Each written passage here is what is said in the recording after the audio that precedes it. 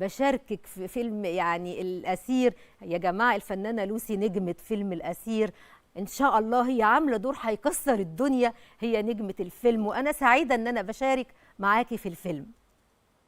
لا، هو انا مش نجمة الفيلم، احنا كلنا نجوم في ادوارنا الله عليكي. وكلنا ابطال في ادوارنا. انت الله عليكي. بتعملي دور مهم قوي ولايق عليكي وانت ذاكرتيه. وبعدين معانا مخرج شاطر، نور الدين علي، اول اخراج ليه، أيوة. وهو واخد جايزة سيناريو وكاتب الورق حلو قوي.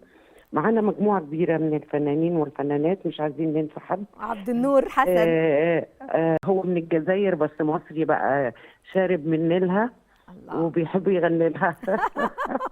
يا حبيبتي. الفيلم بيناقش موضوع مهم قوي. المهم يعني انا ببارك لك حبيبتي. وبشكرك ان انت دؤوبة، ولو ما عندكيش عمل فني درامي ممكن بتلجئي لحاجات تانية. الف مبروك يا حبيبتي، الله يبارك فيك. وتحية ليكي ولأسرة البرنامج.